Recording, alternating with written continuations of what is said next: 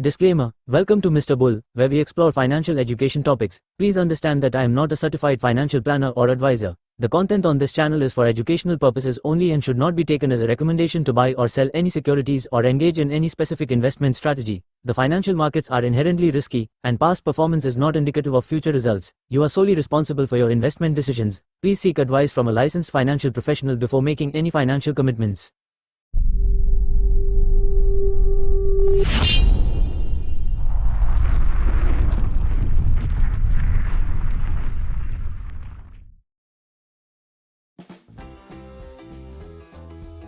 Indian stock market एक ऐसी जगह जो सपनों और मौकों से भरी हुई है।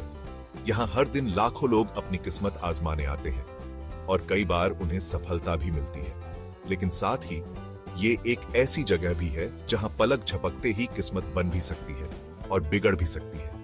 यहां हर कदम पर जोखिम है, ये हम पहले भी देख चुके हैं। इतिहास गवाह है कि कैसे बड़े बड़े घोटालों ने इस मार्केट को हिलाकर रख दिया। हर्षद मेहता और केतन पारेख के नाम आज भी उन इन्वेस्टर्स की रूह कंपा देते हैं जिन्हें उनका कहर याद है। इन घोटालों ने न केवल निवेशकों का पैसा डुबोया, बल्कि उनके विश्वास को भी तोड़ा। अब 2025 में क्या हम इतिहास को खुद को दोहराते हुए देखने के कगार पर हैं? क्या हम फिर से उसी राह पर चल रहे हैं? इंडस्ट्रियलिस्ट हर्ष गोयनका की हालिया चेतावनी ने खतरे की घंटी बजा दी है। उन्होंने पुराने पैटर्न्स और अफवाहों की बात की है जो बीते हुए कल की याद दिलाती है। वो पुराने पैटर्न्स की, अफवाहों की बात कर रहे हैं जो बीते हुए कल की याद दिलाती है। क्या ये संकेत हैं कि हम फिर से एक बड़े घोटाले की ओर बढ़ रहे हैं? क्या ये सिर्फ देजा वू है या कुछ और गड़बड़ है?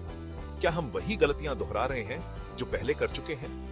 वर्तमान को समझने के लिए हमें पहले अतीत में जाना होगा, इतिहास से सीखना होगा ताकि हम वही गलतियां न दोहराएं। हर्षद मेहता, ये नाम भारतीय स्टॉक मार्केट के इतिहास में एक ऐसा नाम है जो हमेशा याद किया जाएगा।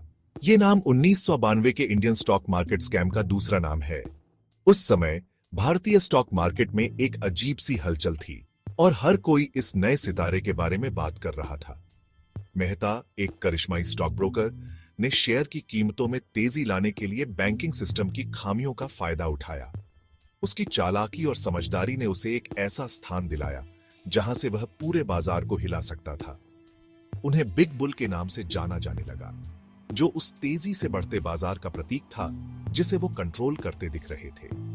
हर कोई उसकी तारीफ कर रहा था और उसे एक वित्तीय जादूगर मान रहा था। मेहता का तरीका पेचीदा था, जिसमें बैंक रसीदें और सहयोगियों का नेटवर्क शामिल था।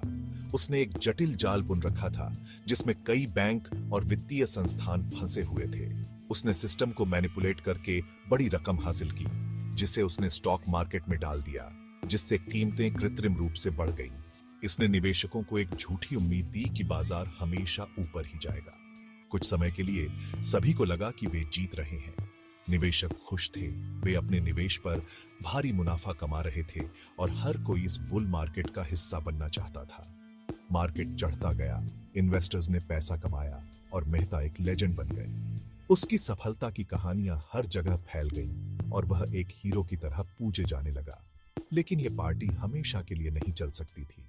हर बुल मार्केट का एक अंत होता है और मेहता की कहानी भी इससे अलग नहीं थी।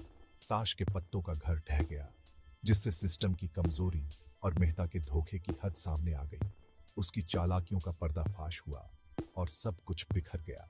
इसके बाद आई क्रैश ने भारतीय अर्थव्यवस्था को हिलाकर रख दिया, जिससे इन्वेस्टर्स बर्बाद हो गए और स्टॉक मार्केट की नींव हिल गई। इस घटना ने न केवल वित्तीय प्रणाली की कमजोरियों को उजागर किया, बल्कि यह भी दिखाया कि कैसे एक व्यक्ति की लालच और चालाकी पूरे देश को प्रभावित कर सकती है।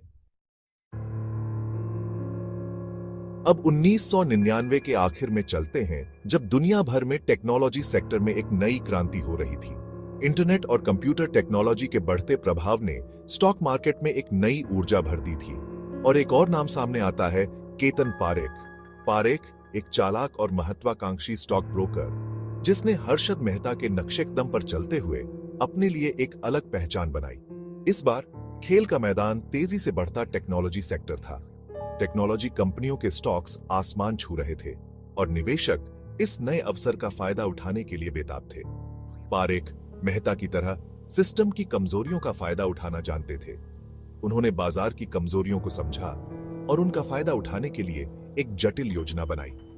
उन्होंने ICE, information, communication and entertainment sector में स्टॉक की कीमतों में हेरफेर की, जो उस समय सबसे तेजी से बढ़ता हुआ सेक्टर था। ब्रोकर्स और कंपनियों के नेटवर्क का इस्तेमाल करके पारेख ने एक जाल बिछाया जिसमें कई निवेशक फंस गए। उनका हथियार कलकत्ता स्टॉक एक्सचेंज सीएसई, जो अपने ढीले नियमों के लिए जाना जाता था। सीएसई के लचीले नियमों का फायदा उठाकर पारेख ने अपने मंसूबों को अंजाम दिया। सर्कुलर ट्रेडिंग और दूसरी संदिग्ध प्रथाओं के जरिए पारेख ने मांग का भ्रम पैदा किया, जिससे कीमतें बढ़ीं और अनजान इन्वेस्टर्स उनके धोखे के जाल में फंस गए। इस तरह उन्होंने स्टॉक की कीमतों को कृत्रिम रूप से बढ़ाया और निवेशकों को एक झूठी उम्मीद दी। जब बुलबुला फूटा तो नतीजे विनाशकारी थे। स्टॉक मार्केट में भारी गिरावट आई और कई निवेशकों की मेहनत की कमाई बर्बाद हो गई। टेक सेक्टर क्रैश हो गया, इन्वेस्टर्स ने अपनी बचत खो दी और कई परिवार आर्थिक संकट में फंस गए। और इंडियन स्टॉक मार्केट की विश्वसनीयता को एक और बड़ा झटका लगा। इस घटना ने भारतीय वित्तीय प्रणाली में विश्वास को हिलाकर रख दिया और एक बार फिर से यह साबित कर दिया कि लालच और धोखाधड़ी का अंत हमेशा बुरा ही होता है। अब 2025 में पुराने घोटालों के भूत फिर से जागते दिख रहे हैं। आरपीजी ग्रुप के चेयरमैन हर्ष गोयनका ने एक कड़ी चेतावनी जारी की है, जिसमें मेहता और पारेख के समय की याद दिलाने वाले मार्केट मैनिपुलेशन की ओर इशारा किया गया है। गोयनका का आरोप है कि मुख्य रूप से कोलकाता में स्थित प्रमोटर्स का एक ग्रुप ब्रोकर्स के साथ मिलकर शेयर की कीमतों को कृत्रिम रूप से बढ़ा रहा है।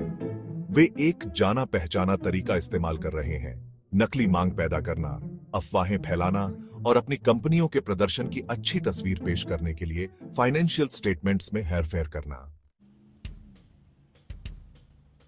सेक्शन 5, 3 मई 2024। फैसले का दिन। गोयनका की चेतावनी 3 मई 2024 को मार्केट में भारी गिरावट के बाद आई। सेंसेक्स, इंडिया का बेंचमार्क इंडेक्स, लगभग 1000 अंक गिर गया, जबकि निफ्टी 50 में भी ऐसी ही गिरावट देखी गई। बीएसई लिस्टेड कंपनियों के मार्केट कैपिटलाइजेशन से 3.21 लाख करोड़ रुपए गायब होते देख इन्वेस्टर्स डर गए। हालांकि क्रैश के सही कारण अभी तक स्पष्ट नहीं है, लेकिन कई लोगों का मानना है कि यह गोयनका के विस्फोटक आरोपों के कारण हुआ। समय बहुत संयोग से लगा। एक और घोटाले की आशंका से घबराए इन्वेस्टर्स ने अपनी होल्डिंग्स बेचने के लिए दौड़ लगाई, जिससे दहशत फैल गई और वैल्यू का भारी नुकसान हुआ। कोलकाता, जो कभी व्यापार का एक हलचल भरा केंद्र था, अब खुद को मौजूदा विवाद के केंद्र में पाता है। गोयनका के आरोपों ने शहर की व्यावसायिक प्रथाओं को कड़ी जांच के दायरे में ला दिया है।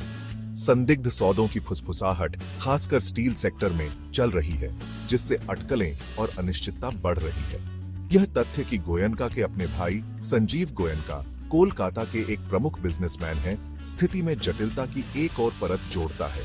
क्या यह भाई बहनों की प्रतिद्वंद्विता का सार्वजनिक रूप से सामने आना है, या हर्ष गोयनका को कोलकाता मार्केट की ईमानदारी के बारे में वास्तविक चिंताएं हैं?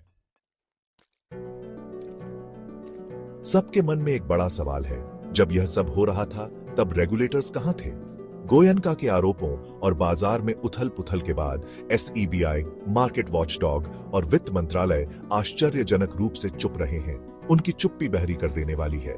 यह भारतीय शेयर बाजार में नियामक निगरानी की प्रभावशीलता के बारे में गंभीर चिंताएं पैदा करता है। क्या हमने अतीत की गलतियों से कुछ नहीं सीखा है? क्या हम लालच और जवाबदेही की कमी से प्रेरित उछाल और गिरावट के चक्र को दोहराने के लिए अभिशप्त हैं? इन अनिश्चित समय में इन्वेस्टर्स के लिए सतर्क रहना पहले से कहीं ज्यादा महत्वपूर्ण है। अफवाहों या जल्दी अमीर बनने की योजनाओं से प्रभावित न हो। अपनी रिसर्च करें, उन कंपनियों को समझें जिनमें आप निवेश करते हैं और किसी भी असामान्य बाजार गतिविधि से सावधान रहें। अगर आपको कोई संदिग्ध गतिविधि दिखाई देती है तो तुरंत एसईबी को रिपोर्ट करें। याद रखें, एक मजबूत और पारदर्शी बाजार के लिए सभी हितधारकों के सामूहिक प्रयास की आवश्यकता होती है। मेहता और पारेख घोटालों के काले दिनों के बाद से भारतीय शेयर बाजार ने लंबा सफर तय किया है। हालांकि हाल की घटनाएं एक कठोर अनुस्मारक के रूप में कार्य करती हैं कि अतीत एक लंबी परछाई डाल सकता है, जबकि इतिहास खुद को शब्दशः दोहरा नहीं सकता है, यह अक्सर तुकबंदी करता है। वही लालच, वही पारदर्शिता की कमी और वही नियामक खामियां जिन्होंने पिछले घोटालों को पनपने दिया, आज भी मौजूद हैं। यह हम पर, निवेशकों और नियामकों पर निर्भर है कि हम यह सुनिश्चित करें कि इतिहास खुद को दोहराए नहीं।